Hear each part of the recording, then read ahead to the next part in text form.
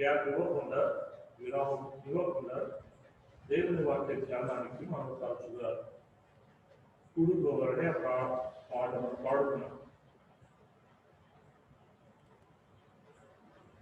ధ్యానానికి సహాయకరంగా దేవుని పరిశుద్ధ గ్రంథంలో ఉండి హెబ్రీయులకు రాసిన పత్రిక 1వ అధ్యాయం 13-14 వచనాలు చదువుతున్నాను. అయితే నేను నీ శత్రువులను నీ పాదములకు పాదపీఠముగా చేయగలదు, నా కుడి పార్శ్వమున కూర్చుండు అని దూతలలో ఎవరి గూర్చి అయినా ఎప్పుడైనా చెప్పినా, వీరందరూ రక్షణ అయిన స్వాస్థ్యము పొందబో వారికి పరిచారం చేయుటకై పంపబడిన సేవకులైన ఆత్మలు కాదా. మనం చిన్న మాట ప్రారంభం చేసి ధ్యానం చేద్దాం. కనికరము యొక్క తండ్రి, కృపగల వాక్యమైన దేవా, నీకు స్తోత్రములు స్తోత్రములు స్తోత్రములు చెల్లిస్తున్నా. ఎల్ల వేళల ఆ స్థుతులకు యోగ్యుడని కూడా పాడుతున్నా. ఆయన నీకంటే యోగ్యుడు మా తండ్రి. బోధకుడు ఎవరు లేరు ఆయన. బోధలో కూడా అపోస్తలుల బోధ ఇందులో సహవాసములను రొట్టెల విషయంలో ప్రార్థన చేయటంలో ఎడతెగక ఉండమన్నారు. ఈ వాక్యానికి అవిధేయత చూపిస్తున్నాను. వీళ్ళు ఉన్నప్పుడే వస్తున్నారు. వీళ్ళు కలుగు చేసుకుని ఎవరు కూడా లేదు. దేవుడికి భయపడి రావడం లేదు. అన్ని సమయంలో ఉంటే వీరుంటే వస్తున్నారు. అది భక్తి కాదు. ఎడతెగక చేయమంటున్నారు భక్తి. వేమరకు చేయమంటున్నారు వాక్యశాస్త్రం. దేవుడి రాజ్యమైన పరలోక రాజ్యమైన క్రీస్తు యేసు రాజ్యమైన దేవుని కుమారుని రాజ్య నివాసులుగా, పెళ్లి కుమార్తె సంఘములుగా మమ్మల్ని చేసి మాకు ఈ ఆత్మ సంబంధమైన కార్యక్రమాలు సత్క్రియలు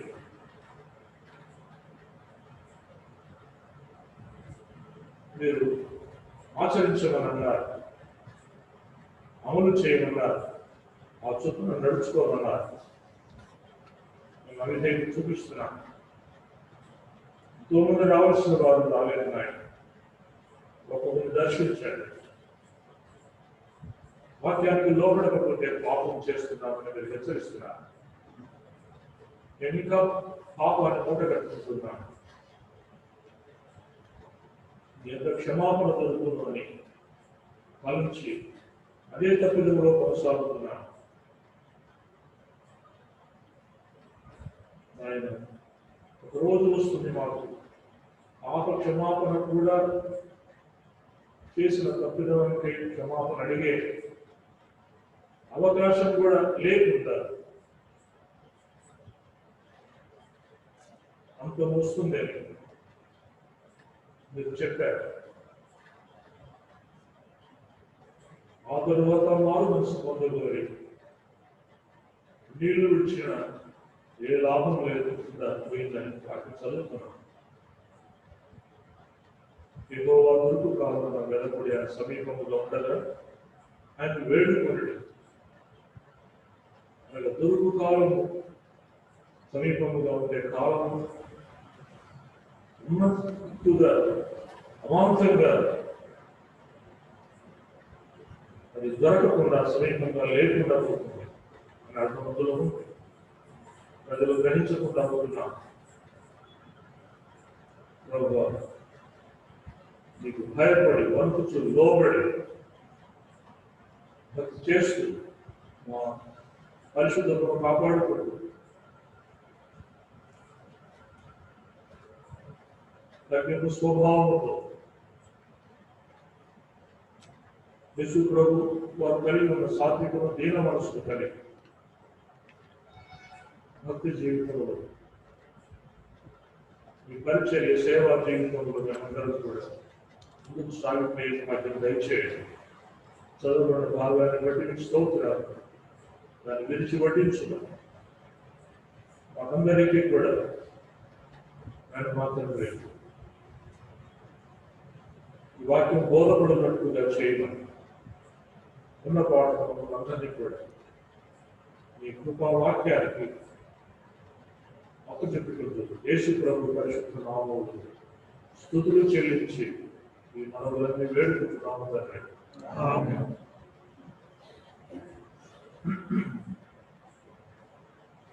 ప్రభునందు ప్రియులారా, ఎబ్రీయులకు రాసిన పత్రిక మొదటి అధ్యాయం 13-14 చదువుతున్నా. 13వ వచనంలో అంటున్నాడు ప్రభు, ఈ ఎబ్రీ గ్రంథకర్త దేవుడైన ప్రభువు కుమారుడైన ప్రభువు గురించి ఏమని చెప్పాడో మనకు రాస్తున్నాడు.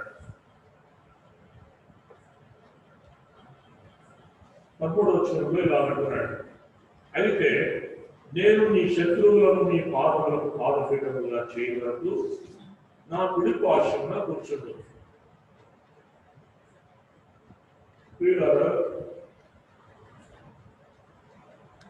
ఆయన మానవ అవతారంతో భూలోకానికి వచ్చి తండ్రి తనకు అప్పగించిన కార్యక్రమాలన్నీ కూడా తూచా తప్పకుండా ప్రతి సేవా కార్యక్రమాన్ని ఆయన సంపూర్ణంగా ముగించి,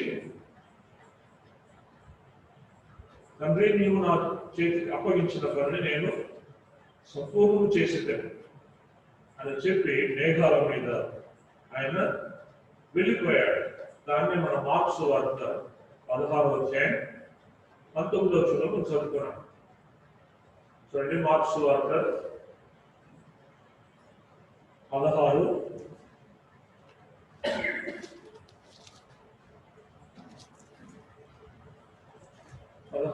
19.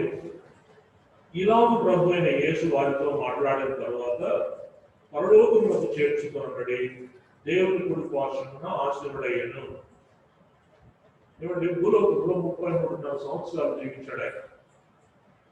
33.5 సంవత్సరంలో ఒక మానవుడుగా పాప శరీరాకారంతో ఆయన 33.5 సంవత్సరాలు ఎవరి మధ్యలో జీవించాడు ఆయన?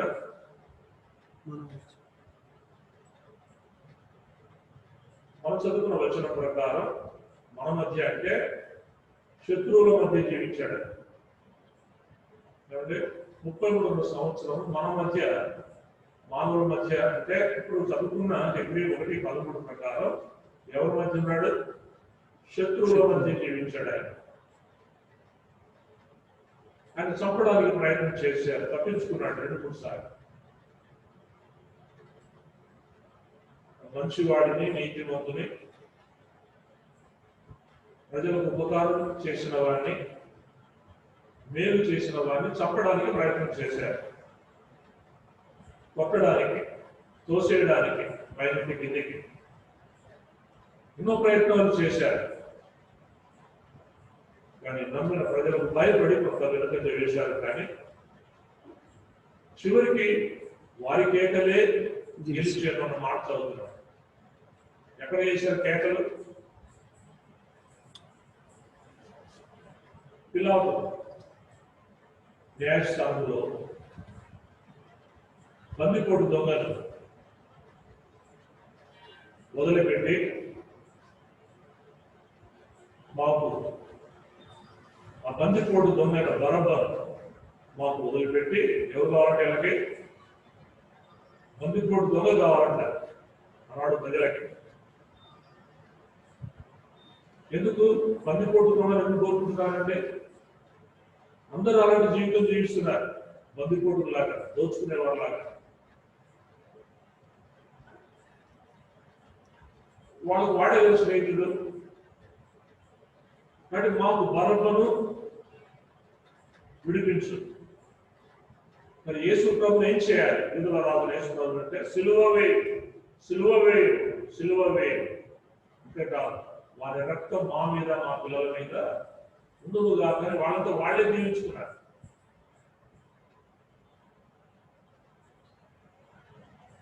ఈనాడు కూడా పిల్లల ప్రజలు అప్పుడున్న ప్రజలకి ఇప్పుడున్న ప్రజలకు తేడా ఉండేమన్నా?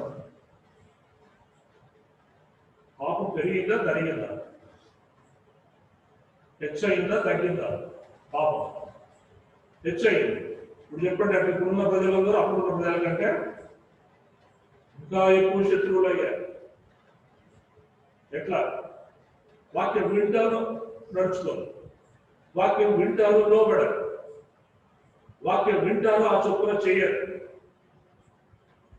ఎంతకంటే శత్రువులు ఎవరు ఉంటారండి మనకంటే? ధ్యానిస్తాం, మాట్లాడుకుంటాం, చదువుతాం, అన్ని చేస్తాం.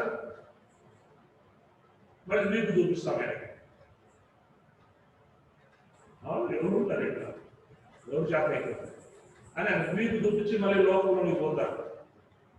మారు మనసు అయితే అస్సలు సీసలుగా పొందాం. అరే హెచ్చరిక దొరికింది కదా, మనసుకు నొచ్చే మాటలు, మనసుకు పొడిచే మాటలు వినబడ్డాయి కదా, మారు మనసు పొంది ప్రభువు సంతోషపడుతా. లేదు, మారు మనసు పొందకుండా ఇంకా మనసును, హృదయాన్ని కఠినం చేసుకుని అదే తప్పిదములో కొనసాగుతూ ఉన్న మనం శత్రువులు కాదా అని అడుగుతున్నాయి. బూతులు మానుకున్నామా? అబద్ధాలు మానుకున్నామా? చెడ్డ మాటలు మానుకున్నామా? రక్షింపబడ్డా ఆనందం చేస్తున్నా. భాష మారిందా? మాటలు మారాయా? దూషణలు, బూతులు అలాగే వస్తున్నాయా? అబద్ధాలు మాట్లాడుతున్నామా? కోపం అట్లానే ఉందా?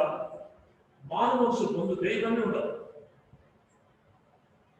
ఎవడైనా తీసుకున్నంత ఉన్నాడలా వాడు నూతన సృష్టి, పాతవి గతించేదిగో సమస్తమును కొత్త వాయ. టోటల్గా అది కాదు మొదలుకొని గడిపెత్తి వరకు పూర్తిగా కొత్త వారుగా మారిపోవాలి. పాతదంతా, ఆ పాతదైన ఆ పులిపిండి పూర్తిగా తీసి పారవేయుడు అన్నాడు.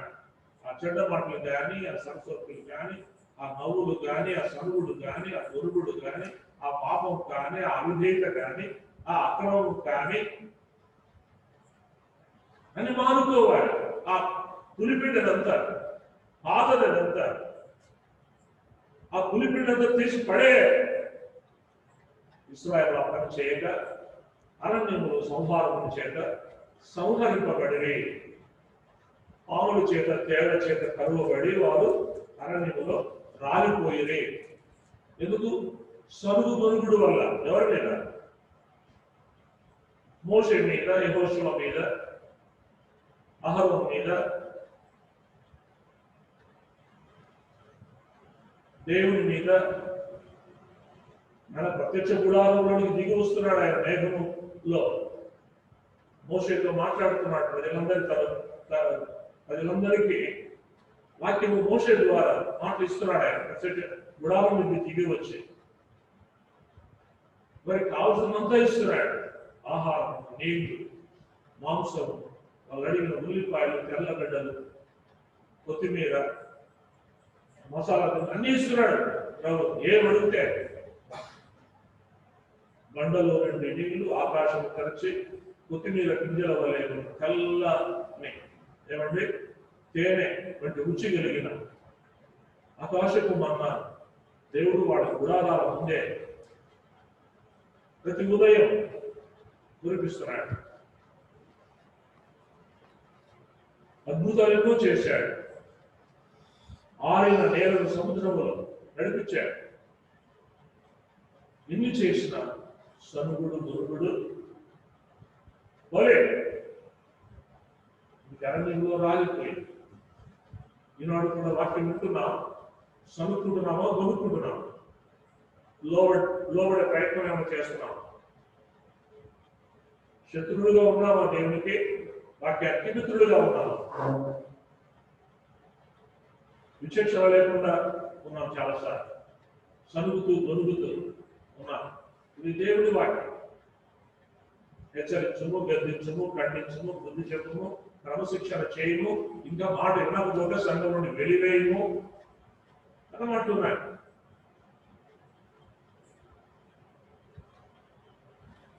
ప్రియులారా, హెచ్చరికగా వాటిని చెప్పుకుంటున్నాం, లోబడాలి. ఆత్మ సంఘములతో చెప్పుచున్న మాట చెవి గలవాడు వినుడుగా. నేను ప్రేమించి వారిని అందరినీ శిక్షించి గద్దించుచున్నాను, లేదా నేను ప్రేమించి వారిని అందరినీ గద్దించి శిక్షించుచున్నాను. కనుక మీరు ఆసక్తి కలిగి మారు మనసు పొందుడి. ఆత్మ సంఘములతో చెప్పుచున్న మాట చెవి గలవాడు వినుడుగాక. మన చెవులు ఉన్నాయా లేదా? ఉన్నాయా లేదా? కానీ వినగలిగిన చెవులు, విధేయత చూపే చెవులు మనకు ఉన్నాయా?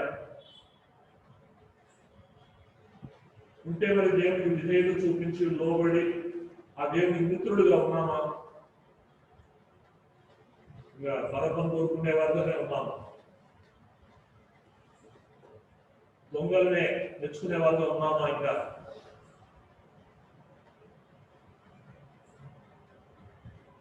లోకస్తుల వలె నడుచుకునే వారిని కోరుకుంటున్నామా? లేకపోతే దేవుని సేవకులు కోరుకుంటున్నామా? ఆయన వాక్యాన్ని కోరుకుంటున్నామా? ఆలోచన చేయండి. 1:13 అయితే నేను నీ శత్రువులను నీ పాదములకు బాధపెట్టకుండా చేయ వరకు. ఎవరిని శత్రువులు? నాకు అనిపిస్తున్న మాటలనే మనమే శత్రువులు. వాక్యం వింటూ ఉంటాం, మాట వినము. డిసెంబర్ రాత్రి 31 రాత్రి 12 గంటలకి తీర్మానం చేస్తాం, ఇక నుంచి విధేయత చూపిస్తాం, లోపడతాం. ఇక్కడ నుంచి ఏ మీటింగ్ తప్పకుండా అన్నిటికీ ఎడతెగకుండా వస్తా, నీ ఆజ్ఞకు లోపడతామని ఆ 31వ తేదీ డిసెంబర్ 31 రాత్రి 12 గంటలకు తీర్మానం తీసుకున్న కొందరైతే వాగ్దానాలు కూడా లాక్కొని ఈ వాగ్దానం ఈ సంవత్సరానికి వచ్చింది ఇట్లా ఉంటారంట. కానీ ఒక నెల రోజులు కూడా, ఒక వారం కూడా ఉన్నారంట. కుక్కతో ఒక వంకరాన్ని, యథారాజ తథాప్రత ప్రజ అని మానవులు ఒక వారం రోజుల తీర్మానం చేసిన వారం 10 రోజులకే తిరిగి శత్రుత్వంలోనికి పోయి, తిరిగి సనుడు గొంగుడులోకి పోయి, తిరిగి అవిధేయతలోనికి పోయి అక్రమంగా నడుచుకుంటూ దేవుని వాక్యమును సన్మానించకుండా, గౌరవించకుండా, గణపరచకుండా మాకు కాదులే ఈ వాక్యం అన్నట్టుగా, మారు మనసును మళ్ళీ పొందాల్సిన అవసరం లేదు అన్నట్టుగా అదే తప్పిదములోనే కొనసాగుతున్నాం.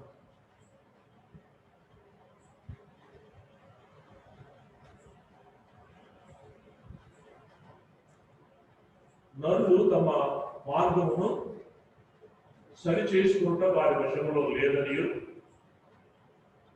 వారి ప్రవర్తనలో సన్మార్గముగా నడుచుకున్నట్టుకు వారి వశములో లేదనియు యెహోవా ఎరిగి అని మాట చూస్తున్నాం ఇర్మీయా గ్రంథంలో.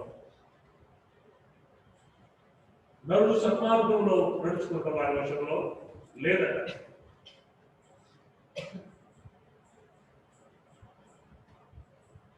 నరుడు సరైన మార్గములో నడుచుకుంటా వారి వశములో లేదట. అంటే వాళ్ళకు, నరులకు మనకు మంచి మనసే ఉంటుంది.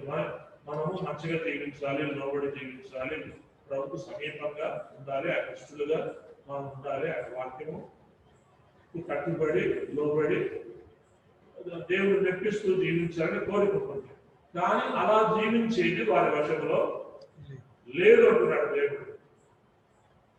అందుకే మనము అటువంటి మంచి మార్గంలో, మేలైన మార్గంలో, నేనే మార్గం సత్యం జీవం అంటే ఆ యేసు మార్గంలో మనం వెళ్ళలేకుండా ఉన్నాం. వీళ్ళు ఆదివారం మాత్రం మార్గంలో ఉంటాయి కదా, కొంచెం 10 గంటలు. మరి సోమవారం నుంచి శనివారం దాకా ఏ మార్గం ఉంచుకుంటా? ఎట్లా ఉంటుంది మన తీరు, తరహా, మాటలు, చేతలు, ఆలోచనలు, తలంపులు, ప్రవర్తన? ఆలోచన చేయండి. నేను నీ శత్రువులను నీ పాదములకు పాదపీఠముగా చేయ వరకు నీ కుడి పార్శ్వం నా కుడి పార్శ్వన కూర్చుండుము. మనకి మార్క్స్ సువార్త 16:9 ఈలాగు ప్రభువైన యేసు వారితో మాట్లాడిన తర్వాత పరలోకములకు చేర్చుకొనబడి దేవుని కుడి పార్శ్వన ఆశీర్వడయ్యాడు. అంటే 33 సంవత్సరం నువ్వు కష్టపడి జీవించాను లోకంలో, ఆ శత్రువుల మధ్య. ఆ శత్రువులు ఎవరో కూడా పోయిన మాటలు చెప్తున్నారు కదండి. అంతా 1000 ఏళ్ల రాజ్యంలో మరి ఉంటారు. వారందరూ కూడా ఆయన పాదపీఠంగా ఆయన పాదముల క్రింద ఉంటారు. వారందరూ ప్రతి మోకాలు వంగుతుంది ఆయన నామములో, ప్రతి నాలుక ప్రభు స్తుతిస్తుంది. ఎట్లా ప్రేమతోనా, సన్మానంతోనా, గౌరవంతోనా వినపరిచా అంటే కాదు. అగ్గిపెట్టెలు అగ్గిపొరలు ఉన్నట్టుగా మనసులో కపటం పెట్టుకొని, మనసులో వేషం పెట్టుకొని, మనసులో కోపం పెట్టుకొని మొక్కుతారు. ప్రతి మోకాలు, ప్రతి నాలుక స్తుతించు. పైనే అగ్గిపెట్టెలు అగ్గిపొరలు ఉన్నట్టు భయపడి వేరే రాజు లేడు. ప్రపంచమంతటికి, లోకానికంతటికి ఒకటే రాజు, సర్వాధికారి, సార్వభౌమ అధికారం కలిగిన వాడు, సర్వశక్తిమంతుడు, ప్రపంచానికంతా చక్రవర్తి, రాజులకు రాజు, ప్రభులకు ప్రభు ఒకడే. ఆయన మాట వినడంటే కుదురుతుందా? సింహాలు కూడా మాంసం అనేది మానుకొని గడ్డి మేస్తాయి ఆవుతో కలిసి.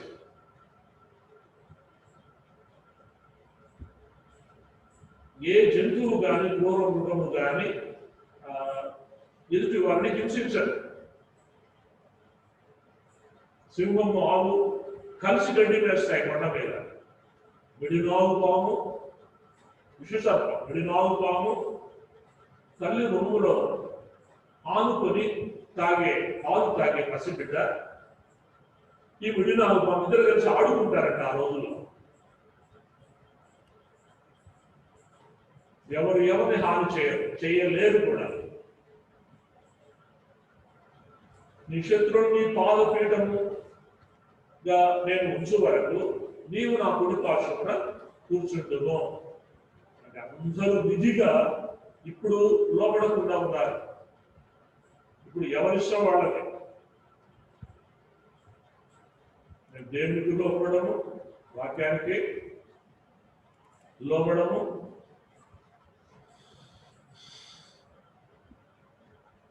సేవకులకు లోబడం. ఇంకో మాట ఏం గొప్ప, నీ మాట ఎందుకు వినాలి అన్నట్టుగా ఉంటారు. లోబడం మరి ఒక రోజు వస్తుంది, అందరూ ఆయన పాదము పీఠము, ఆయన పాదముల క్రింద తండ్రి దేవుడు, కుమారుడైన దేవుడికి అలా మోకాళ్ళు కూర్చేటట్టుగా చేస్తారు. కానీ అది యథార్థమైన ఆరాధన కావాలనుకోండి. వీళ్ళు 33 సంవత్సరం భూలోకంలో శ్రమపడ్డావు. శత్రువుల మధ్య అనేకమైనటువంటి దుష్టులు, దుర్మార్గులు, ఆ భాషాను దేశపు బలమైన వృషభములుగా ఉన్నవారు, ఆ కుక్కల వంటి వారు, ఆ శత్రువుల మధ్య నీవు జీవించావు. ఉచిత విశ్రాంతి తీసుకో. నేను వారందరినీ కూడా, ఈ లోకంలోని శత్రువులందరినీ కూడా నీకు పాదపీఠముగా నేను చేసేంత వరకు నీవు వచ్చి నా కుడి పార్శ్వమున కూర్చుంటుము. తీసుకో, రెస్ట్, విశ్రాంతి తీసుకో. 33 సంవత్సరాలు కష్టపడ్డా అని ఏ దూతతో అయినా దేవుడు ఇలా చెప్పాడా అని హెబ్రీ గ్రంథకర్త రాస్తున్నాడు.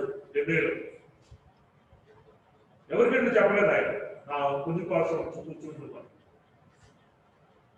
కష్టపడి పని చేశాడు. 17వ అధ్యాయం యోహాను సువార్తలో తండ్రికి చేసే ప్రార్థన చెప్తాడు, తండ్రి నీవు నా చేతికి ఇచ్చిన పనిని నేను సంపూర్తి చేసి ప్రార్థన అంటున్నాడు ఆయన. 33 సంవత్సరం సంపూర్ణంగా తండ్రి దేవుడు కుమారుడు ఇచ్చిన పని నెరవేర్చాడు. మనం ఏదో ఒక పనన్నా ప్రభు కొరకు నెరవేర్చామా చెప్పగలమా? మన కృతజ్ఞత చేసుకొని ఫలానా దేవుడు నాకు ఇచ్చిన ఫలానా పని నేను చేసి ముగించాను అని చెప్పగలమా? ఎవరైనా ఆలోచన చేయండి. నేను నీ శత్రువు నీ పాదలో పాదపీఠముగా చేయ వరకు నా గుడి పార్శ్వమున కూర్చుండు. చూడండి, ఈ మాట ఎక్కడిది అంటే పాత నిబంధనలో ఆత్మస్వరూపిగా దావీదు ప్రవచించాడు. అప్పుడు ఇంకా యేసుప్రభు భూమి మీదకి రాలేదు. యేసుప్రభు భూమి మీదకి రాకముందే ఈ మాట దావీదు ద్వారా దేవుడు పలికించాడు. 110:1 మొదటి ప్రభు మా ప్రభుతో సెలవిచ్చిన వాక్కు. దావీదు ఇద్దరు ప్రభువులు ఉన్నట్టుగా చెప్తున్నాడు. ప్రభువు నా ప్రభువుతో, నా ప్రభు అంటే యేసుక్రీస్తు, ప్రభు అంటే తండ్రైన దేవుడు. అంటే తండ్రైన దేవుడైన ప్రభువు కుమారుడైన యేసుక్రీస్తు అనే నా ప్రభువుతో సెలవిచ్చిన వాక్కు ఏమని, నేను నీ శత్రువులను నీ పాదములకు పీఠముగా చేయి వరకు నా కుడి పార్శ్వమున కూర్చుంటును. ఇది ప్రవచనం. పాత నిబంధనలో ఉన్న కొన్ని వేల సంవత్సరాల కింద చెప్పబడిన ప్రవచనం. యేసుప్రభువు రాకముందే భూలోకానికి దాన్ని ఎత్తి రాస్తున్నాడు హెబ్రీ గ్రంథకర్త. ఈ మాట ఇంకా పలు చోట్ల రాశారు. చూడండి, శిష్యుడు కూడా మత్తయి సువార్త 22 ప్రభు కూడా ఈ మాట తీసుకున్నాడు. 110:1 తాను గురించిన ఆ ప్రవచనం యేసు ప్రభు కూడా ఆయన జ్ఞాపకం చేశాడు. మత్తయి సువార్త 22:43 నుంచి లేదా 41 నుంచి చదువుతాను. మత్తయి సువార్త 22:41. ఒకప్పుడు పరిచయులు కూడి ఉండగా యేసు వారిని చూచి, క్రీస్తుని గురించి నీకేమి తోచుతున్నది ఆయన ఎవరి కుమారుడని అడిగాడు. వాళ్ళందరూ తెలిసిందేంటి? ఒట్ల వారి కుమారుడు, యోసేపు కుమారుడు, లేకపోతే మరియమ్మ కుమారుడు అని తెలుసుకోవాలి. ప్రభు అంటున్నాడు, క్రీస్తుని గురించి నీకేమి తోచున్నది ఆయన ఎవరి కుమారుడని అడిగాడు. వారు ఆయన దావీదు కుమారుడని చెప్పారు. అంటే మన ఉద్దేశం దావీదు వంశంలో వచ్చాడు, దావీదు కుమారుడు ఈయన. అంటే దావీదు యేసు ప్రభువు పితరుడు అని చెప్తున్నారు. యేసు ప్రభు పితరుడు దావీదు వంశంలో మరి వచ్చాడు అని. అందుకు ఆయన అలాగైతే మీరు దావీదు కుమారుడు అంటున్నారు కదా యేసు ప్రభువును, అలాగైతే నేను నీ శత్రువులను నీ పాదముల కింద ఉంచు వరకు నీవు నా కుడి పార్శ్వన కూర్చుంటుమని ప్రభు నా ప్రభుతో చెప్పాను అని దావీదు ఆయన ప్రభు అని ఆత్మ వలన ఎలా చెబుతున్నాడు? కీర్తన గ్రంథంలో 110వ కీర్తన 1వ వచనాన్ని ఉటంకిస్తున్నాడు యేసు ప్రభు. మీరేమో దావీదు కుమారుడు అంటున్నారు నన్ను. అలాగే 111 ప్రవచన వాక్యంలో దావీదు ఏమంటున్నాడు? ప్రభు మా ప్రభుతో ఇలా చెప్పాడని ఎందుకు చెప్పాడు? దావీదు కుమారుడు అయితే తిన్నట్టున్నాడు. ఇక్కడ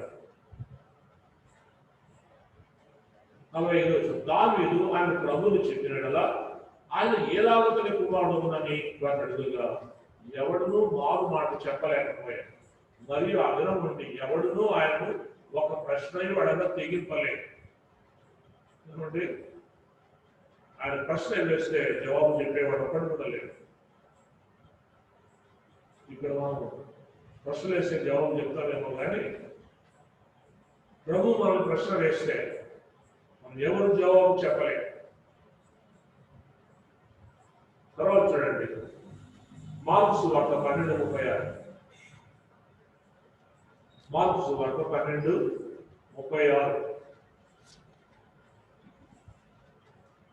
35 కూడా చదువుతాను. మార్కు సువార్త 12:35. ఒకప్పుడు యేసు దేవాలయంలో బోధించుతుండగా క్రీస్తు దావీదు కుమారుడని శాస్త్రులు చెప్పుతున్నారేమి? నేను నీ శత్రువుని పాదపీఠముగా ఉంచు వరకు నీవు నా కుడి వైపున కూర్చుండమని ప్రభు నా ప్రభుతో చెప్పానని దావీదే పరిశుద్ధాత్మ వలన చెప్పాను. దావీదు ఆయన ప్రభువుని చెప్పుతున్నాడే ఆయన ఎలాగో నీ కుమారుడు అవునని అని అడిగాను. సామాన్య జనుడు ఆయన మాటలు సంతోషంతో వినుచూ ఉండేది. చూసారా, మార్కు కూడా ఈ మాట ఉటంకించి రాస్తున్నాడు. ప్రభు ఇట్లా అన్నాడు. లూకా సువార్త 20:42 చూడండి. లూకా సువార్త 20:42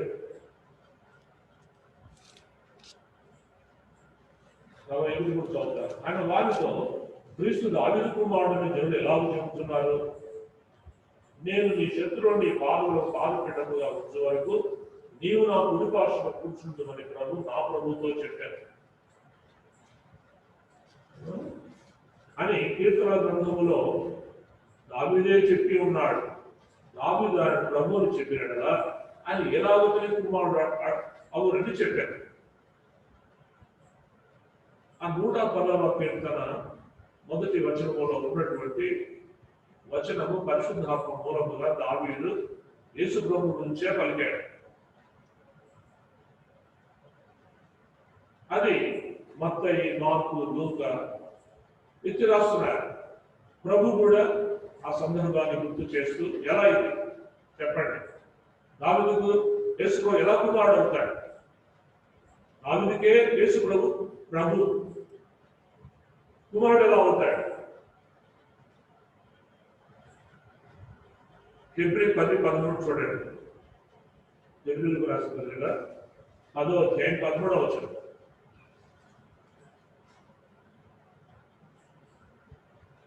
ఫిబ్రవరి 10:13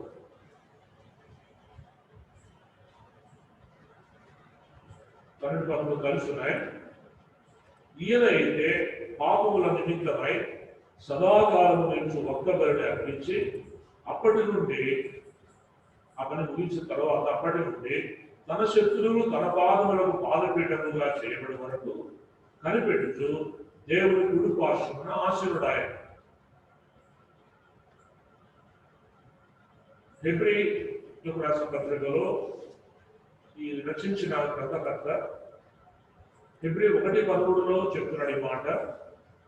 ఫిబ్రవరి రాసిన పత్రిక 10:13 కూడా ఈ మాట చెబుతున్నాడు. అపోస్తల కార్యం 2:34 చూడండి. అపోస్తల కార్యం 2వ అధ్యాయం 34వ వచనం.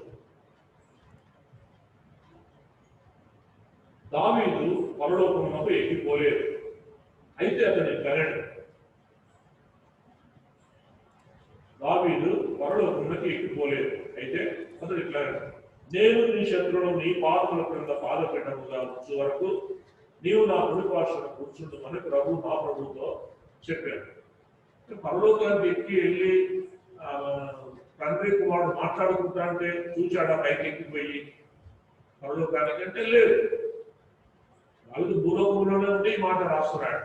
పరలోకానికి ఎక్కిపోలేదు. కానీ వెళ్ళి పరలోకానికి ఎక్కి వెళ్ళి ఆ తండ్రి కొడుకు సంభాషించుకుంటూ ఉంటే, వచ్చిన అప్పుడు భాషలో కూర్చో, నీ శత్రువును పాదపీఠం చేస్తాను నీకు అని చెప్పింది చూచినట్టు రాస్తున్నాడు దావీదు. కానీ రాయబడింది అంటే దావీదు పరలోకంలోకి ఎక్కిపోలేదు, అయితే అతడు ఇట్లా నేను నీ శత్రువుని నీ పాదముల క్రింద పాదపీఠముగా ఉంచు వరకు నీవు నా కుడి పార్శ్వన కూర్చుంటుందని ప్రభు నా ప్రభుతో చెప్పాను. మీరు శిలువ వేసిన ఈ యేసునే దేవుడు ప్రభువుగాను క్రీస్తుగాను నియమించాడు. ఇది ఇశ్రాయేలు వంశమంతయు రూఢిగా తెలుసుకున్నారని చెప్పారు. వాళ్ళ ఈ మాట విని హృదయంలో నొచ్చుకొని, లేదా కింద ఒకటి అర్థం పొడువబడి, వాళ్ళు మాట విని హృదయంలో నొచ్చుకొని పొడువబడి, సహోదరులని నేను చేతులని పేదలు నడమ కోసం అడుగగా, పేదలు మీరు మారు మనసు పొంది అంటే ముందు ఏం కావాల్సిందంటే తప్పు చేసిన వాళ్ళకి, తప్పిలో ఉన్న వారికి లేదా శత్రువులకు మారు మనసు కావాలి. ఆ మారు మనసు పొంది ప్రభు వైపు తిరిగి శత్రువులందరూ మిత్రులై, లేకపోతే వారు భయపడి అయినా కపటముతో లోబడి స్తోత్రంలో పెదవుల్లో చెప్పేంత వరకు వాళ్ళ మోకాలు ఉంచేంత వరకు నీవు వచ్చిన అప్పుడు భాషను కూర్చో నేను నీ శత్రువులను నీకు పాదపీఠముగా చేయవరకు అని అంటున్నాడు. కాబట్టి ప్రియులారా, మారు మనసు పొంది ఆయన వైపు తిరిగితే పాపక్షమాపణ వేడుకుంటే మీరు చెప్పినట్టు మంచిది. లేదు, ఆ తప్పిదము సరి చేసుకోకుండా మనలో ఉన్న తప్పిదాలు అలానే ఆ తప్పిదంలో కొనసాగుతూ ఉన్నట్లయితే మనం శత్రువులమే. ఆరాధించినంత మాత్రం, పాట పాడినంత మాత్రం, గాలి వేసినంత మాత్రాన మనం మిత్రుడు కాదు. ముందు ఆయన వాక్యాన్ని మన జీవితంలో గణపరచాలి, సన్మానించాలి వాక్యాన్ని. ఆ వాక్యంలో ఏం చెప్పాడో, ఏ విషయాలు ఎట్లా ఉండాలో దానికి లోబడాలి. నేను మెడ వంచం అని అంటే దేవుడు కూడా ఏం చేయలేడు, మార్చలేడు. బలవంతాన్ని మార్చి నా కాలు మొక్కమని చెప్పడు, బలవంతాన్ని మార్చి నాకు ఆరాధన చేయమని చెప్పడు. ప్రభు చెప్తున్నాడు. నేను చదువుకున్నాను ఇర్మియా 6:16 కదా, సువార్త కదా, కొంతమంది వచ్చారు, కొంతమంది రాలేదు.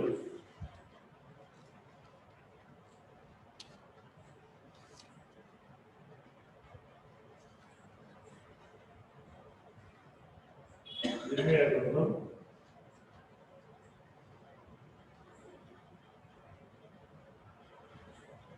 6:16 యెహోవా ఇలా సెలవిస్తున్నాడు, మార్గములలో నిలిచిచుండుడి, పురాతన మార్గములను గురించి విచారించుడి, మేలు కలుగు చేయి మార్గం ఏది అని అడిగి అందులో నడుచుకునుడి, అప్పుడు మీకు నెమ్మది కలుగుతుంది.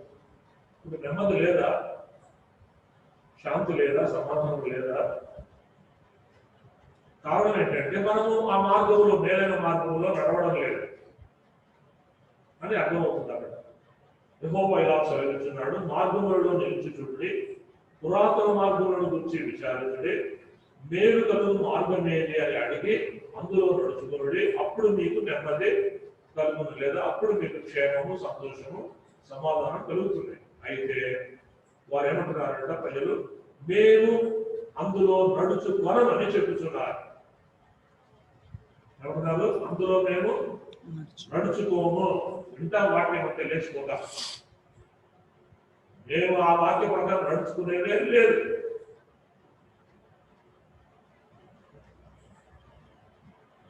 మా అవిధేయత, మా కోపము,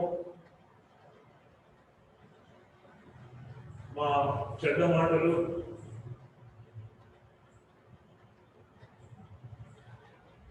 ఆయన వాక్యాన్ని గణపరిచేది, దేవుని మందిరంలో జరిగే ఆత్మసంబంధ కార్యక్రమాలన్నిటికీ వచ్చేది,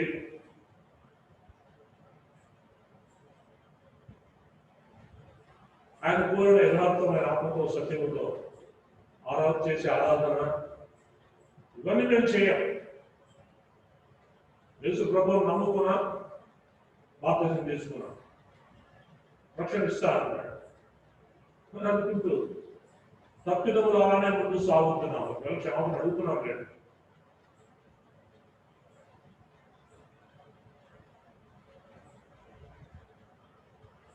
నీవు మా దోషమును బట్టి చూచినట్లుగా ఎవరు నీ ఎదుట నిలవగలరు అని వచనం.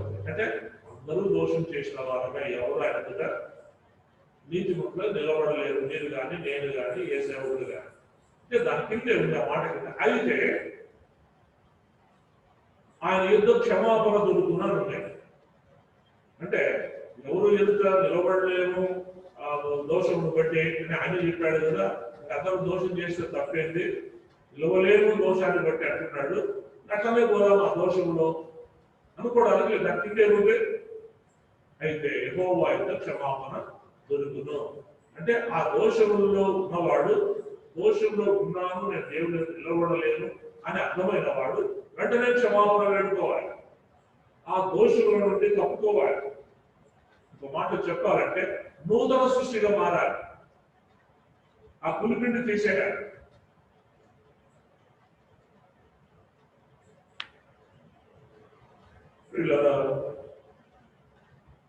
కొరింథీయులకు రాసిన మొదటి పత్రిక 15:20 చూడండి. కొరింథీయులకు రాసిన మొదటి పత్రిక 15:25.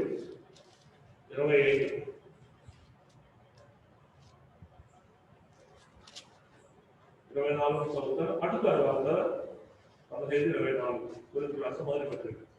అటు తర్వాత ఆయన సమస్తమైన ఆధిపత్యము, సమస్తమైన అధికారము, బలమును కొట్టివేసి తన తండ్రి అయిన దేవునికి రాజ్యము అప్పగించను.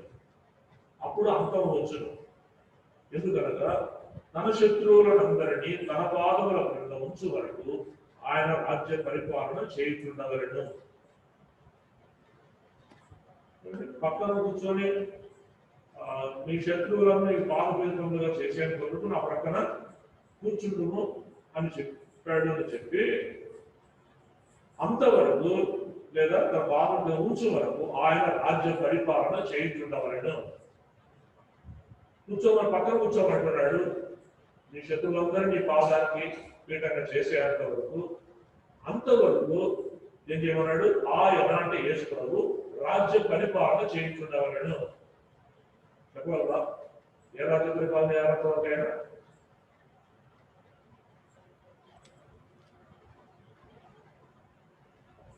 రాజ్యం ఏది? పరలోక రాజ్యం, దేవుని రాజ్యం, క్రీస్తు రాజ్యం, ఆయన కుమారుని రాజ్యం, దేవుని సంఘమే. దేవుని సంఘం అంటే ఎవరు? శత్రువులు కాదు. దేవుని సంఘం అంటే ఆ గొర్రె పిల్ల క్రీస్తు యేసు రక్తములో తమ వస్త్రములు ముదుగుకొని తెలుగు చేసుకున్న వారే సంఘం. నూతన సృష్టిగా చేయబడిన వారే సంఘం. ఆ ప్రభు కట్టడలకు, విధులకు, ఆజ్ఞలకు లోబడిన వారే సంఘం. ఆయన వాక్యాన్ని అన్నాడు కదా లూకా 6:46లో, నేను చెప్పు మాటల ప్రకారం మీరు చేయక ఊరికి నన్ను ప్రభు ప్రభు అని పిలుచుట ఎందుకు? నా ఇద్దరు వచ్చి నా మాటలు విని వాటి చెప్పున చేయువాడు నాకు ఒక ఇల్లుగా ఉంటాడు వాడు అని చెప్పాడు. నేను అతనిలో నివసిస్తానన్నాడు. అతడు స్థిరంగా నిలబడతాడు, కొట్టుకుపోడు గాలికి, వరదలకి. మరి కొట్టుకొని పోతున్నాడు ఆ వరదలకు, గాలికి. ఏంటి నాలో వచ్చే ఆ వరదలు, ఆ గాలి ఏంటి? కొట్టేటివి. మనలో ఉన్న అవిధేయతే, మనలో ఉన్న అక్రమమే, మనలో ఉన్న కోపమే, మనలో ఉన్న చెడ్డ మాటలే, మనలో ఉన్న సనుగుడే, గొనుగుడే. వాక్యానికి లోబడాలి అని చెప్పబడిన వాక్యాన్ని గురించి సనుకోకూడదు, గొనుక్కోకూడదు, లోబడాలి. అలాంటి వారు సంఘంలో ఉన్న నేరం. నేను 4 సంగతులు మీకు చూపించాను. లోపటి వారు, వెలపటి వారు అని. ఆ వెలపటి వారు అంటే అవిశ్వాసులు, ప్రపంచంలో వాళ్ళు కాదు. వెలపటి వారు అంటే మనలోనే ఉంటారు వాళ్ళు. కానీ 4 వచనాలు మీకు చూపించాను. లోపల ఉంటే ఏం చేస్తారు వాళ్ళు. కాబట్టి వీళ్ళగా ఆ వెలపటి వారుగా ఉన్నారు అంటే అది గురువులకు పోల్చాడు. తెలంగాణ ఎంతవరకు గురువులు గోధుమల్ని కోతకు వచ్చేంతవరకు, మధ్యలోనే పీకేస్తాము అంటే పనివాడు ఏమన్నాడు? వద్దు వద్దు, మీరు అవి గురువులు అన్ని పచ్చగానే ఉంటాయి. దాని మొక్క, నీ మొక్క కూడా పచ్చగానే ఉంటుంది గడ్డి. మీరు పొరపాటు గురుగులు తీస్తే గోధుమలు కూడా పెళ్ళగించే అవకాశం ఉంటుంది. లేదు, రెండింటినీ కలిసి పెరగలేపడు. కోతకాలు వెన్నులు వస్తాయి, వెన్నులకు ముదిరిన గింజలు వస్తాయి. అప్పుడు మీరు కోత పోయండి. మొదట పురుగులను పోసి కట్టి అగ్నిలో పడవేయండి. అలాగే చెప్పేలా సంఘంలోనే ఉన్నారు బలపడి వారు శత్రువులని నేను చెప్తున్నాను. శనికి గురిగా వారంతా శత్రువులమే. మనం ఇస్రాయల్ శనికి సంహారం చేత నశించిరి. వారు పాముల చేత తేళ్ల చేత కరువబడి అరణ్యంలో రాలిపోయేది. చెప్పిన మాటలు ఎందుకు విశ్వాసం ఉంచక మోషే ద్వారా నాడు దేవుడు వాళ్ళతో మాట్లాడుతున్నాడు.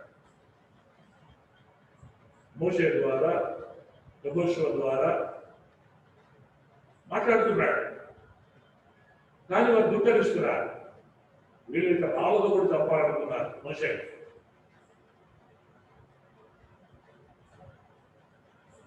ఇంత భయంకరం అంటే మిరియాము ఒక మాట అన్నందుకు తమ్ముని మిరియాముకు అన్న అహరోనుకు ఏమైంది? కుష్ఠరోగం వచ్చింది. మిరియాము తమ్ముడు చూశాడు మోషే అక్కడ కుష్ఠరోగం వస్తే వేడుకున్నాడు అన్నింటితో, ప్రభువా ఆమెకు బాగు చేయి, ఈ కుష్ఠ వ్యాధి ఆమెను తీసే క్షమించు ఆమె చేసిన తప్పిద. మోషే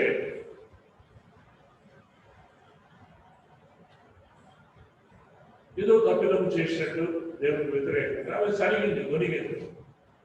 వెంటనే దేవుడు కుస్తూ రాజేశాడు. సొంత అక్క మిరియాము. అలాగే ప్రియులారా మోషే మీద సరిగిన గొనిగిన వారందరినీ దేవుడు సంహరించాడు. అందరికీ అడ్డుపడ్డాడు మోషే. దేవుడు ప్రభువా ఈ ప్రజలు అవిధేయులే, అక్రమస్తులే, మాట వినని వారే, వారిని క్షమించు, రక్షించు, లేకపోతే మరో ఏమనుకుంటాడు?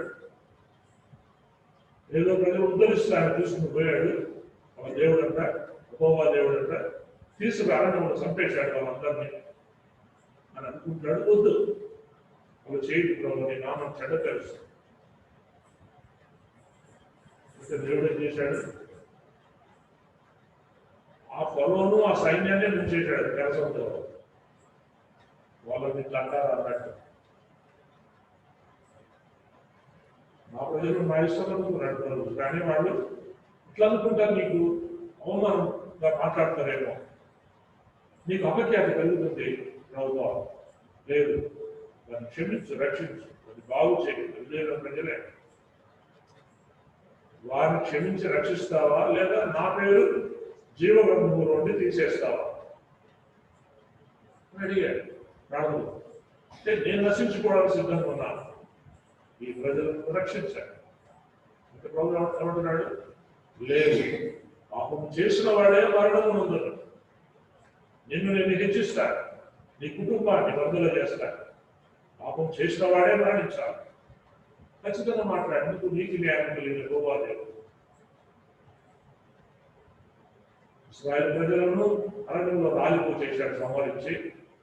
అక్కడ నీకు వ్యతిరేకం మాట్లాడతారేమో అంటే ఫరో సైన్యాన్ని వారి రథాలతో సహా ఎర్ర సముద్రంలో ముంచేశాడు. చూసారా దేవుని కోపం?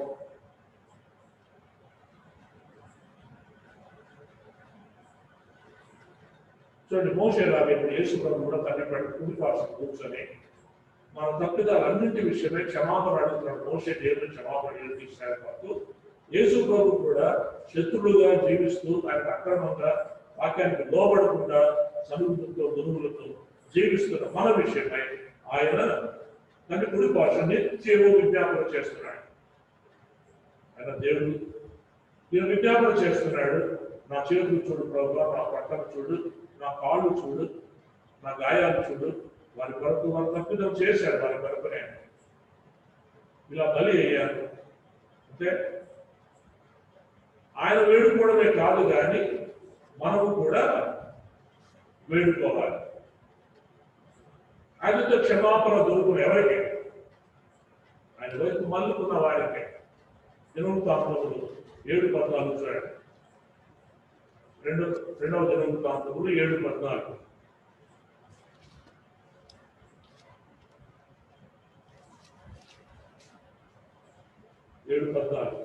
నా పేరు పెట్టబడిన నా జనులు తమ్ము తాము తగ్గించుకొని 1 ప్రార్థన చేసి 2 నన్ను వెదకి 3 తమ చెడు మార్గములను విడిచిన ఎడల 4 ఆకాశం నుండి నేను వారి ప్రార్థన విని వారి పాపమును క్షమించి వారి దేశమును స్వస్థపరచును. షరతులు ఉన్నాయి, 4 షరతులు ఉన్నాయి. 1 నా పేరు పెట్టబడిన నా జనులు తమ్ము తాము తగ్గించుకొని, అంటే దేవుని వాక్యానికి ఆజ్ఞలకు తమ్ము తాము తగ్గించుకోవాలి, ఇదే చూపించాలి. 2 ప్రార్థన చేసి, ప్రార్థన ఏమని చేయాలి? అపాత్వాయిస్ ఏం ప్రార్థన చేసింది? సుక్కర్ ఏం ప్రార్థన చేశాడు? దావీదు ఏం ప్రార్థన చేశాడు? తప్పిపోయిన ఏమో ప్రార్థన చేశాడు? తమను క్షమించాడు. కాబట్టి పాపాలు ఒప్పుకొని క్షమాపణతో కూడుకున్న ప్రార్థన చేస్తే 1 నా పేరు పెట్టబడిన నాలుగు తమ్ము తాము తగ్గించుకొని 1 పాపాలు క్షమించమని ప్రార్థన చేసి నన్ను వెదకి, అంటే ఇక రావాలి మీటింగ్లు, నన్ను వెదకి 4 పూటలు కూడా వెతుక్కుంటా రావాలి. నన్ను వెదకి తమ చెడు మార్గం నుండి విడిచినాడ. మనం ఒకవేళ 3 చేస్తున్నామేమో కానీ 4 చేయడంలో ఆ పులిపిండి తీసేసుకోవడం లేదు, ఆ పాతలు తీసేసుకోవడం లేదు, కొత్త ముద్దగా మనం చేయబడడం లేదు, నూతన సృష్టిగా మనం చేయబడడం లేదు. ఇది చెయ్యాలి. అందుకే అతిక్రమం దాచిపెట్టుకున్న వాడు పొందిలాడు, వాటిని ఒప్పుకొని నాకు చెప్పడం కదా, విడిచిపెట్టువాడు ధన్యుడు, దేవుని కనికరం వారి మీదకి దిగి వస్తుందని. ఒప్పుకోవడం ఒకవంత అయితే ఇంకా మళ్ళీ జీవితంలో ఆ తప్పిదములు పొరపాటు చేయకుండా విడిచిపెట్టాలి. అప్పుడు దేవుని కనికరం వారి మీద దిగి వస్తుంది.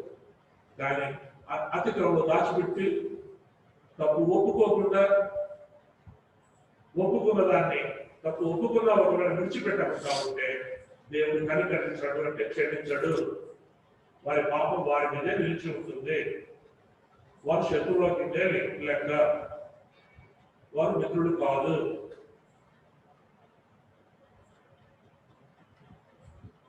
మా చెడు వారిని విడిచినట్లా ఆకాశం నుండి నేను వారి ప్రార్థనలు విని వారి పాపమును, అంటే వారి పాపమును అంటే క్షమించి, అంటే వారి ప్రార్థన విని పాపం క్షమించి వారి దేశమును స్వస్థపరచును.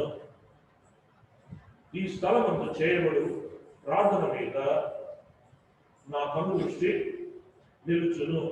ఈ స్థలమందు అంటే పరిశుద్ధ దేవాలయంలో ప్రత్యక్ష గుడారం ఉందా, ఈ స్థలమందు చేయబడు ప్రార్థన మీద నా కన్ను దృష్టి నిలుచును. నా చెవులు దానిని ఆలపించును. నా పేరు ఈ మందిరమునకు నిత్యముగా ఉంటున్నట్లుగా నేను దాన్ని కోరుకొని పరిశుద్ధ పరిచితిని మందిరాన్ని. నా దృష్టియు నా మనస్సును నిత్యము దాని మీద ఉండును. మరి మనము శత్రువులుగా కాకుండా మిత్రులుగా మనం ఉండాలి అనేది మనం చూస్తున్నాం. అపోస్తల కార్యం 5:30 చూడండి. అపోస్తల కార్యం గ్రంథం 5వ అధ్యాయం 30వ వచనం.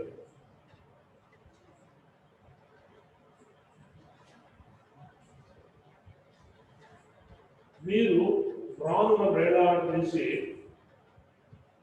సంహరించిన యేసును మన పితరుల దేవుడు లేపెను. ఇశ్రాయేలులకు మారు మనస్సును పాపక్షమాపణను దయచేయుటకై దేవుడు ఆయనను అధిపతినిగాను రక్షకునిగాను తన దక్షిణ హస్త బలము చేత నిశ్చయించి ఉన్నాడు. మేమును దేవుడు తమ విధేయులైన వారికి అనుగ్రహించి పరిశుద్ధాత్మయు ఈ సంగతులకు సాక్షులమై ఉన్నామని చెప్పలేదు.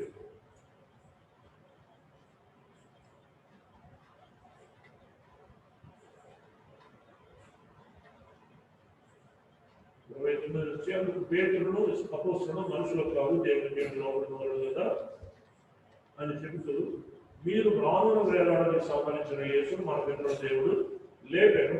ఇశ్రాయేలు మారు మనసును పాప క్షమాపణ దయచేయడమే దేవుడు ఆయనను అధిపతినిగాను రక్షకునిగాను తన దక్షిణ హస్త బలం చేత అంటే తన కుడి చేత కింద హెచ్చించి ఉన్నాడు. ఎక్కడికి హెచ్చించి ఉన్నాడు? తన కుడి పార్శ్వమునకు తన సన్నిధిలోనికి ఆయన హెచ్చించున్నాడు. రోమా 8:34 చూడండి. రోమలకు రాసిన పత్రిక 8:34. శిక్ష విధించి వాడేవాడు చనిపోయిన క్రీస్తు యేసే. అంతేకాదు మృతులలో ఉండి లేచిన వాడును దేవుని కుడి పార్శ్వమున ఉన్నవాడును మన కొరకు విజ్ఞాపనము కూడా చేయవాడును ఆయనే. ఎన్ని చోట్ల ఉందండి మాట. ఎంత ప్రాముఖ్యమైన మాట, ఎంత నిజ సత్యమైన మాట ఇది, ఎంత జీవం గల మాట ఇది. సువార్తల్లో చదివా, కీర్తనలో చదివా, ఏమంటే అపోస్తలుల గ్రంథంలో 2 సార్లు చదివా, హెబ్రీ గ్రంథంలో 2 సార్లు రాశాడు ఈ మాట. అపోస్తలుడు దాదాపుగా కొన్ని పత్రికల్లో ఈ మాట రాస్తున్నాడు. ఇక్కడ రోమా 8:34 ఏమంటున్నాడు? పౌలు శిక్ష విధించి వాడేవాడు చనిపోయిన క్రీస్తు యేసే. చాలా మంది ఏమనుకుంటున్నారంటే నాతో వారు లేమాట ఎదురుగా నాకు వినపడతాయి మాట. మరి ఏమంటున్నారంటే కొంతమంది దేవుడు ప్రేమ లేనివాడు, దయగలవాడు, కనికరగలవాడు, గొప్పగలవాడు, ఆయన ఏమి యాక్షనే తీసుకోడు, ఎన్ని తప్పులను చేసినా క్షమిస్తానే ఉంటాడు, ఏమి లేదు సత్యపాలన భయపెడతా ఉంటాడు అంతా. పాత నిబంధనలో ఉన్నది కానీ శిక్ష కొత్త నిబంధనలు అసలు లేనే లేదు. రక్షింపబడితే చాలు, ఇంకా శిక్ష ఉండదు అని కొంతమంది మాట్లాడుతున్నారు. దీనికి ఆన్సర్ చెప్పండి. 8:34 రోమ 8:34 శిక్ష విధించి వాడేవాడు చనిపోయిన క్రీస్తు యేసే. అంటే ప్రేమలో క్షమించేవాడు, శిక్ష విధించేవాడు కూడా ఆయనే. ఎప్పుడు ప్రేమ, దయ, కనికరం, కృప అనుకోవద్దు, పొరపాటు పడవద్దు, అపోహలో భ్రమలో ఉండదు. ఎవరు ఎప్పుడు కృపగల వాడు క్షమిస్తాడు, క్షమిస్తాడు, క్షమిస్తాడు. రోజు క్షమాపణ అడిగే అవకాశం కూడా లేకుండా చనిపోతాడు ఆ పాపంలోనే. అట్లే శిక్ష తప్పించుకోలేదు. కాబట్టి ఇక్కడ ఏమంటున్నాడు? శిక్ష విధించు వాడేవాడు 34 చనిపోయిన క్రీస్తు యేసే. అంతేకాదు మృతులలో నుండి లేచిన వాడును దేవుని కుడి పార్శ్వమున ఉన్నవాడును మన కొరకు విజ్ఞాపనం కూడా చేయవాడు ఆయనే. ఆయన విజ్ఞాపనము చేస్తున్నాడు, శిక్ష కూడా విధిస్తాడు అన్నది మన మనసులో నిలవాలి. ఎప్పుడు విజ్ఞాపన చేసి క్షమించు క్షమించు క్షమించని మోసేలాగా నిత్యము వేడుకుంటా ఉంటాడు తల్లికుడి భాషలో కూర్చొని. ఓకే చేస్తున్నాడు, కానీ శిక్ష కూడా విధించేవాడు ఆయనే. క్షమాపణ వేడుకొని మళ్ళీ శిక్ష విధించమంటాడు. కొత్త సృష్టిగా మారకపోతే, పులిపిండి తీసేసుకోకపోతే, ఆ సనుగుడు గొనుగుడు ఇంకేమేమున్నాయి మనలో. చాలా మంది వాక్యాన్ని ఎలా వింటున్నారంటే ఎవరు వినడం లేదు, వినడానికి రావడం లేదు. వినాలి. నేను మా సంఘాల గురించే మాట్లాడడం లేదు, అన్ని సంఘాల గురించి. వినడానికి రాలేదు. ఆదివారము మొక్కు పడిలాగా, లేకపోతే ఆకులు మొక్కులు మొక్కోవడానికి, లేదా ఆదివారం పోయి ఆడ కానికి వేసి ఆ పెట్టే తింటే ఏదో ఆశీర్వాదం వస్తుందన్న భ్రమలో అపోహలో వచ్చిపోతున్నారు. వాళ్ళు చేసే ఏమంటే ప్రభు ప్రార్థన కూడా అర్థం తెలియదు వాళ్ళకి. దాంట్లో ఉండే మాటలన్నీ కూడా ఒక్కటికి కూడా వాళ్ళు నెరవేర్చుకుంటారే, పెదవుతో చెప్తున్నారు, నాలుగుతో. అవన్నీ కూడా నేను బూతులు అంటాను, సత్యం కాదే, వాస్తవాలు కాదే.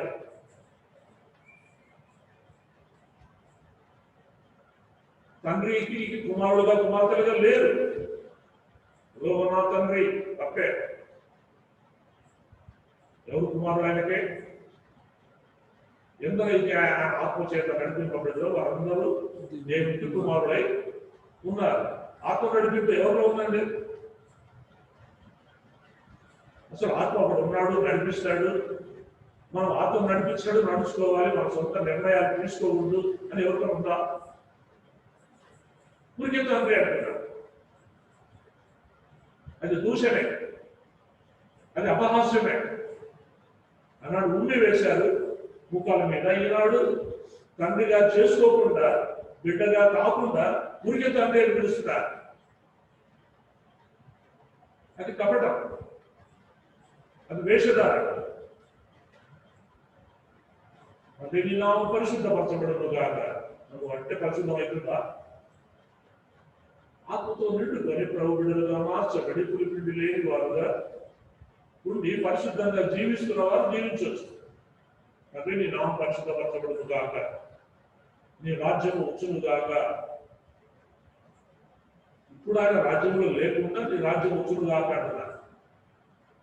ఏ రాజ్యం అది? నీ రాజ్యం వచ్చును గాక అంటే అర్థం వెయ్యేళ్ళ రాజ్యం. ఇప్పుడు రాజ్యంలో ఉండి లోబడకుండా, ఏమంటే రాజ్యం అంటే ఏంటి? ప్రభుత్వం, పరిపాలన, ఆయన అధికారం. రాజ్యం అంటే ఎక్కడుంది ఆయన రాజ్యం? ఇప్పుడు అంతవరకు ఆయన రాజ్యము చేయించుండవలను. అంటే రాజ్యము సంఘమే, సార్వత్రిక సంఘమే. దీన్ని పరిపాలించేవాడు ఆయనే. ఆయన అధికారం అనే కాడి కింద మనమందరం కూడా సాత్వికులు, దీన మనసుకులై లోబడి మనం జీవించాలి. అలాగూ ఆ రాజ్యంలో మసలుకోవాలి, ఇలా కూడుకోవాలి, ఇలా వాక్య జ్ఞానంలో పాలు పొందాలి. విన్న మాటలకు ఖచ్చితంగా ఆయన నీ ప్రభు అయితే ఆయన ప్రజలు మనం లోబడాలి, విధిగా లోబడాలి. తిరస్కార బుద్ధితో పోకూడదు, సమ్ముతో గురుగుడితో పోకూడదు. నాడు వస్తున్నారు, ఆదివారం వస్తున్నారు. ఎందుకు వచ్చారని నేను చెప్పాను కదండి. చెత్త, ఫ్లోటింగ్ పాపులేషన్. గట్టి రాళ్ళ వంటివి అయితే, వజ్రాలు ముత్యాలు వంటివి అయితే అడుగుపోతాయి. తేలిపోతే ఏది సముద్రంలో?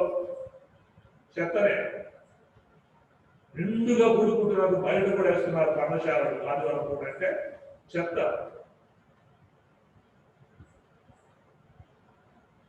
ఊరికే తండ్రి నా పరిశుద్ధపడుతున్నాను, నీ రాజ్యం వచ్చిన కాక. ప్రస్తుతం ఉన్న రాజ్యంలో లేకుండా ఆ రాజ్యాన్ని పిలుస్తున్నారు. వీళ్ళు చెప్తే ఆ రాజ్యం వస్తుందా? ఆ రాజ్యములో, ఆ ప్రభుత్వములో ఆ యొక్క సంఘ పరిపాలన చేస్తుండగా దేవుడు అందులో ఉండి లోబడకుండా ఇష్టానుసారంగా తిరుగుతూ అసలు మందిరానికే రాకుండా నీ రాజ్యం వచ్చును కాక, నీ చిత్త పరలోకము నెరవేర్చబడుతున్నట్లు భూలోకమును నెరవేర్చబడును కాక. భూలోకం అంటే ఎక్కడ నెరవేరుతుంది? చిత్తం లోకంలో, సంఘంలో. సంఘంలోనే. మరి సంఘం ఆ చిత్తం నెరవేర్చేవాళ్ళు ఎంతమంది ఉన్నారు? చేయొద్దండి. పరలోకంలో ఆ చిత్తం నెరవేర్చబడుతున్నట్టుగా భూలోకంలో ఈ చిత్తం నెరవేర్చబడును కాక అని అంటున్నారు అందరూ, సంఘస్థులు అందరూ. పాట పాడుతున్నారు, ఆ ప్రార్థన చేస్తున్నారు. చేయొద్దండి. ఎవరైనా ఒకరు మన సంఘంలోనైనా ఆ చిత్తం ప్రకారం నేను చేస్తున్నాను అన్నింటిలో కూడా. ఆ దమ్ము ధైర్యం ఉందా మనకి? లోబడడం లేదు మనం. అంతవరకు తన శత్రువులను తన పాదపీఠంగా చేయ వరకు నీవు నా కుడి పార్శ్వన కూర్చుండును, అంతవరకు ఆయన రాజ్యము చేయించు ఉండవలను అని మనం చదివాడు. రాజులకు రాజు, ప్రభులకు ప్రభు, యేసుక్రీస్తు అందరికీ ప్రభు. ఇలాంటి చదువుకుంటున్నాం. ఆయనకు మనం లోబడాలి. లోబడుతున్నామా? లేదు. మరి అలా చేయకుండా ఉంటే ఏం చేశాడు ఆయన? 8:34 శిక్ష విధించు వాడేవాడు చనిపోయిన క్రీస్తు యేసే. శిక్ష విధించకుండా ముందు పెట్టుకుంటాడంటే ఆయన ఏం శిక్ష విధించాడు? ఎన్ని తప్పుదాలు చేసినా క్షమిస్తాడు. ఇది కొత్త నిబంధన. ఆదమ మందులు అదంతా కొత్త నిబంధనతో కృపగలవాడు.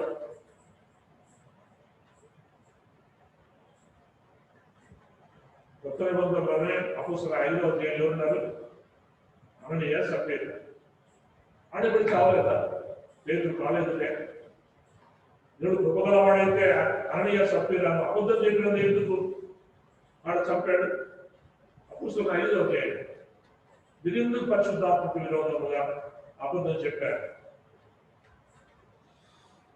అంటారంటే ఆడ కూలబడ్డాడు అననీయ. సప్పీరా వచ్చేటికి అననీయ శవాన్ని మోసుకొని పోయారు. ఏమో ఇంతకే మిత్రా ఇంతకే ఆమె అబద్ధం ఆడ. ఎందుకు మీరు అబద్ధం ఆడడానికి పరిశుద్ధాత్మ వ్యతిరేకంగా ఏకీభవించారు. నీ వర్గము మోసుకొని పోయినా వారే నిన్ను కూడా మోసుకొని పోతారంటే వెంటనే ఆయన పడి చచ్చిపోయింది. ఒక రాజు ఉన్నాడు. ఆ రాజు అనర్ధులంగా మాట్లాడాడు. ఇది ప్రజలంతా ఏమనుకున్నారు, ఇది దేవుని స్వరమే, ఇది మనుషుల స్వరం కాదు అన్నారు. వెంటనే అతను ఏం చేయాలి?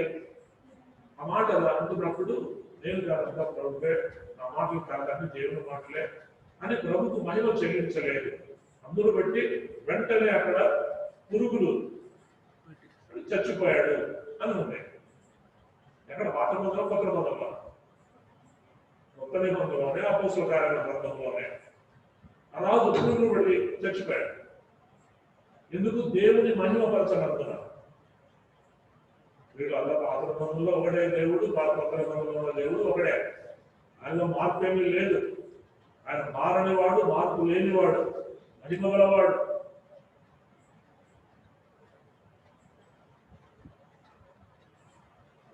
ఆయన ఎల్లప్పుడూ ఏకరీతిగా ఉన్నవాడు. ఇక్కడ ఉంది కదా ఎనిమిది పత్రికలో, ఆయన ఎల్లప్పుడూ ఏకరీతిగా ఉన్నవాడు. ఆయన సంవత్సరము తడుగు ఎల్లప్పుడూ ఏకరీతిగానే ఉంటాడు. అలాగే ప్రియులు అలా కృపగల దేవుడే, ప్రేమ ఉన్న దేవుడే. ఎంత ఆయన మరి శిక్ష విధించేవాడుగా, నీతి న్యాయములు జరిగించేవాడుగా ఉన్నాడు. ఆలోచన చేయండి. ఆ పని చేసేంత వరకు ఏమండి కూర్చోమన్నాడు. అంతవరకు ఏం చేయాలంటే ఆయన రాజ్యము చేయించూ ఉండవలడు. ఆడ కూర్చొని రాజ్యం ఏం చేస్తాడు అంటే ఆత్మస్వరూపమైన దేవుడు లోకాలలో కూడా ఆయన ఉనికిని కలిగిన వాడు. సర్వవ్యాపి అయిన దేవుడు ఈ సంఘానికి కూడా ఉండి, సంఘానికి కూడా ఏమిగా ఉండే రక్షకుడుగా, రాజుగా, ప్రభువుగా, పరిపాలకుడుగా, ప్రభుత్వం చేయవాడుగా, అధికారిగా ఆయన రాజ్యము చేస్తూ ఉన్నాడు. ఆయన రాజ్యం ఏది? సంఘమే. అంటే 20 సంఘం కాదు, సార్వత్రిక సంఘం. అంతటికి కూడా రాజు ఆయనే. ఆయన రాజ్యానికంటే, ఆయన ప్రభుత్వానికి, అధికారానికి అందరూ లోబడి నడుచుకోవాలి. ఆయన ఎలా నడిపిస్తాడు? ఆ రాజు శాసనాలు ఏంటి? ఆ రాజు ఆజ్ఞలు ఏంటి? దేవుని పరిశుద్ధ గ్రంథమే.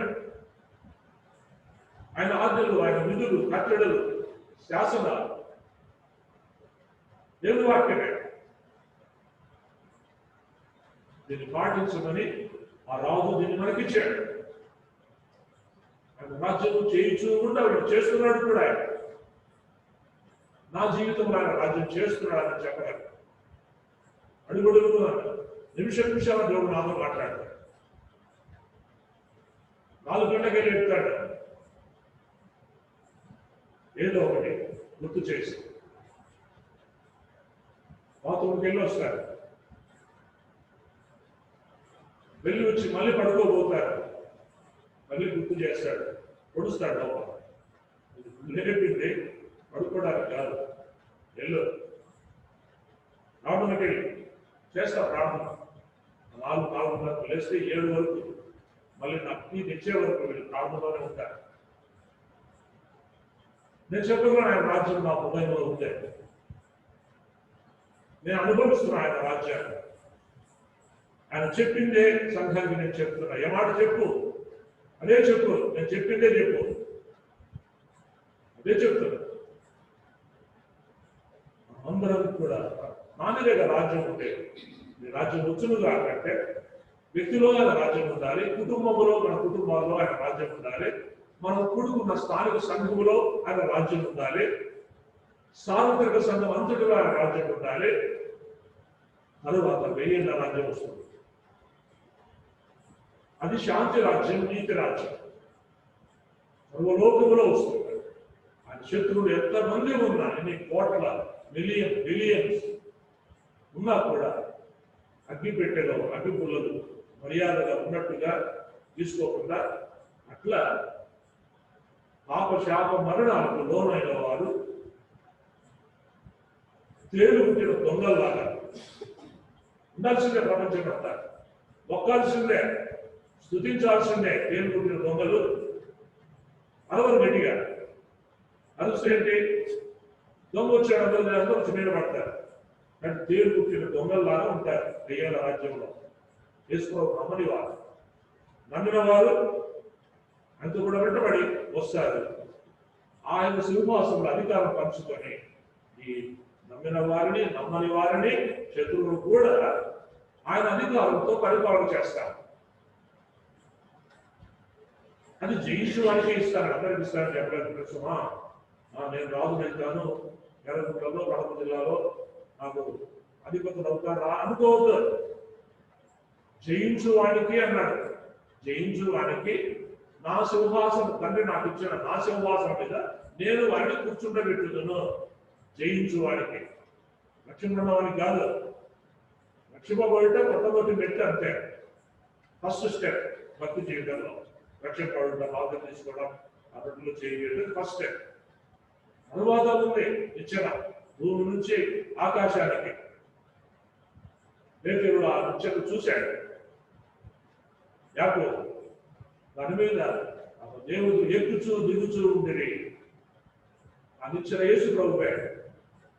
భూలోకంలో ఉన్న వారి పరలోకానికి వేయబడిన ఆ నిచ్చెన, ఆ మార్గం యేసు ప్రభువే. ఆయనకు రాజ్యం చేస్తున్నాడు. ఆయనకు లోబడి, ఆయన మాటలు సన్మానించి, ఆయనకు సంతోషం కలిగేటట్టుగా మనము జీవించాలి. ఈ రాజ్యానికి రాజు ఆయనే, ఈ రాజ్యానికి దేవుడు ఆయనే. ఈ రాజ్యానికి రాజు ఆయనే కాబట్టి ఇది దేవుని రాజ్యం అన్నారు. ఆ దేవుడు పరలోకంలో ఉన్నాడు కాబట్టి ఈ రాజ్యాన్ని పరలోక రాజ్యం అన్నారు.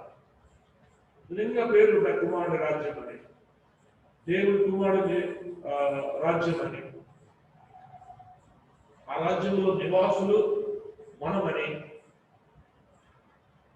ఉన్నాయి. పోయిన ఆదివారం కూడా చూసుకున్నాం మత్తయి సువార్తలో. ఆయన రాజ్యంలో జంతువు వచ్చాడు. ఒక విత్తనం నాటబడి మొలిచి పెద్దదై ఏమంటే వెన్నులు వేసి మరి ముదురైన గింజలు మొలిసినట్టుగా ఉన్నది దేవుని రాజ్యము అన్నాడు. అదంతా జరిగేది ఎక్కడ? లోకములోనే. ఆ మార్పులు జరిగేది ఎక్కడ? దేవుని సంఘములోనే. ఆ విద్యలు ఎక్కడ? వాక్యం దేవుని సంఘములోనే. విత్తువాడు ఎవడు? మనుష్య కుమారుడు యేసు ప్రభువే. ఆ యేసు ప్రభువే నన్ను ఆయన బురగా వాడుకుంటున్నాడు. వాక్యం విత్తేవాడు ఆయనే. ఆ విత్తనమైన వాక్యాన్ని విత్తేవాడు ప్రభువే. ఇదే ఆయన రాజ్యం. అనేక పోలికలు పోల్చాడు. ఆరోగ్యం కానీ, లేకపోతే మంచి విత్తనానికి కానీ, లేకపోతే మంచి ముత్యానికి కానీ, లేకపోతే గొప్ప దాచబడిన భూమిలో మనము మరే పరలోక రాజ్యం ఉన్నదని సమస్తము కూడా అమ్మేసి దాన్ని సంపాదించుకోవాలని ప్రభు ఈ రాజ్యాన్ని గురించి చెప్పాడు. దేవుని రాజ్యంలో భుజించేవాడు ధన్యుడు అని వారు చెబితే ఆ యొక్క మరి యూదులలో కొంతమంది పరిచయాలు చెబితే ఆయన చెప్పాడు, దేవుని రాజ్యం భుజించేవాడు ధన్యుడు అంటే ఒక విందు చేసినట్టుగా, ఆ విందులను పిలిచినట్టుగా, మరి అందరూ ఏక మనసుతో ఎకౌంట్ చెప్పినట్టుగా, ఆ విందుకు ఎవరు రానట్టుగా, మరి పంచంలోనికి రాజనిధుల్లోనికి అక్కడెక్కడికి పంపించి పేద గుడ్డి వారిని అందరినీ ఆ విందులోకి పిలిచి మరి మొదలు పెట్టినట్టుగా ప్రభు జవాబు చెప్పాడు. ఆ విందుశాల సంఘమే. ఆ విందుశాల సంఘమే. అక్కడ వచ్చి పూజించేవారు ధన్యులు. ఆ భోజనం దేవుని వాక్యమే. దేవుని రాజ్యంలో భోజనం చేయవాడు ధన్యుడు వాడంటే ఆ దేవుని రాజ్యం ఆయన నువ్వు అనుకునే దేవుని రాజ్యం ప్రయత్నించే రాజ్యం కాదు, ఈ లోకంలోనే ఉంది. అది పిలువబడిన వారు అనేకులు, ఏర్పరచబడిన వారు పొందుతుంటే. కాబట్టి విందుశాల ఇదే. ఇక్కడ పిలువబడినప్పుడు ఏకవస్తో నెపాలు చెప్పకుండా, నా కాపని ఈ పని అనకుండా, తప్పించుకోకుండా అందరూ కూడా విధిగా విందుశాల నుంచి ఆయన మాటలు విని మేలు పొందాలి, ఆయన అనుగ్రహం పొందాలి, ఆయన ప్రేమ పొందుకోవాలి, ఆయనకు వీపు చూపించకుండా ఆయన హత్తుకోవాలి. ఆయనకు లోబడి మన జీవితానికి ప్రభువుగా, దేవుడిగా, రక్షకుడిగా ఆయన చేసుకోవాలి. పాతల పులిపిని అంతా కూడా తీసేయాలి. కొత్త సృష్టిగా మనం మారాలి. ఒప్పుకోవాలి, విడిచిపెట్టాలి. ఒప్పుకున్న తప్పని మళ్ళీ మళ్ళీ అదే మనలో కనబడుతుంటే మనలో మారు మనసు లేదంటే. కాబట్టి పూర్తిగా మారు మనసు అవసరము విశ్వాసులకే. మరి ఆసక్తి కలిగి మారు మనసు పొందమన్నాడు. దేవుడి తలంలో మన కొరకు దీవించుగాక ప్రార్థన చేసుకుంటాం. దైవ తండ్రి, ప్రేమలను మా ప్రభువా, మీ కృతజ్ఞతాస్తుతులు స్తోత్రాలు వందనాలు చెల్లిస్తున్నాను. ఎబ్రీ పత్రికలో వాక్య ప్రకటన ద్వారా ఆయన ఎబ్రీ 10వ అధ్యాయం 13వ వచనం ద్వారా కొన్ని సంగతులు మాకు తెలియజేశారు. ఆయన రాజ్య పరిపాలన చేసుకున్నవాడు, ప్రేమకుమారుడు, మా ప్రియరక్షకుడు యేసుక్రీస్తు వారి ఆయన మా తండ్రి. ఆ ప్రభు వాక్యముగా అయి ఉన్నాడు. ఆ వాక్యాన్ని అనుసరించి నడుచుకోమని ఇచ్చిన వాడు కూడా ప్రభువే. ఆయన అనుసరించకపోతే శిక్ష విధించేవాడు కూడా ఆయనే. ఆయన మా తండ్రి, మేము లోబడేవారుగా, విధేయత చూపించేవారుగా వాక్యం అనుసరించి నన్ను మాత్రం పశ్చాత్తాప హృదయంతో పాపాన్ని ఒప్పుకొని విడిచిపెట్టి పులిపిండి లేకుండా చూసుకొని మా వస్త్రములను ఆ ప్రభు రక్తములో ముదుగుకొని తెలుగు చేసుకొని పరిశుద్ధంగా, పవిత్రంగా, ప్రతి భార్యగా, పవిత్రాలైన కన్యకగా మేమందరం ఆయన జీవిస్తూ, ఆయన మీ కొరకు పరిశుద్ధులుగా జీవిస్తూ మీ రాజ్యం మా హృదయాలు కలిగి ఉండి మీ చిత్తాన్ని మేము నెరవేరుస్తూ జీవించాలని అనేక సంగతులు మాకు చెబుతున్నారు. వాటికి లోబడి అలాగ జీవించగలరు. మాకందరికీ మీకు ఒక దయచేయండి. అలాగ జీవించడం మా వశంలో లేదని కూడా మీరు గుర్తు చేశారు. కాబట్టి ప్రవర్తనలో సన్మానంగా మరి ఉండుట వారి వశంలో లేదన్నారు. ఒక మార్గాన్ని, సన్మార్గాన్ని ఏర్పరచుకుంటా వారి వశంలో లేదన్నారు. కాబట్టి నాయన మేము మీ వశంలోనికి వచ్చి మీ యొక్క అధికారానికి లోబడి నాయన మీరు చూపించే మార్గంలో, మేలైన మార్గంలో, సత్య మార్గంలో, యేసు మార్గంలో నాయన ఆయన మాదిరిగా ఉంచిపోయిన మాదిరికరమైనటువంటి ఆయన అడుగుజాడలు ఆ మార్గంలో మేమందరం ముందుకు సాగడానికి సహాయం చేయండి. మాట ఎవరైతే వింటున్నారు అందరినీ కూడా దీవించండి. ఆసక్తి కలిగి మారు మనసుతుంది ఈ ప్రభు రాజ్యంలోనికి వచ్చి ఆయన కోరిన విధముగా ఆయన రాజ్య నివాసులుగా ప్రతి ఒక్కరూ కూడా తమను తాము ఆయన దేవుని ఒక రాజ్యము, దేవుని ఒక నివాసముగా ఈ వాక్యము ద్వారా, పరిశుద్ధాత్మ ద్వారా, ప్రార్థన ద్వారా కట్టబడుతుంది.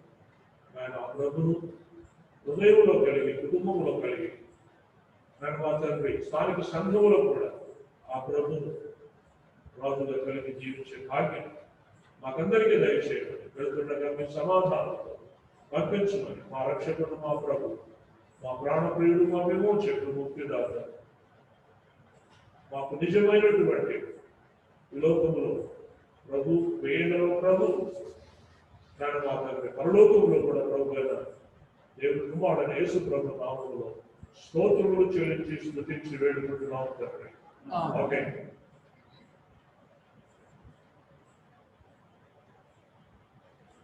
శరీరానికి వందనాలు. రేపు స్త్రీల పూజలు ఉదయం కలుసుకుంటారు 10 గంటలకు. రేపు 9 గంటల ఎల్లుండి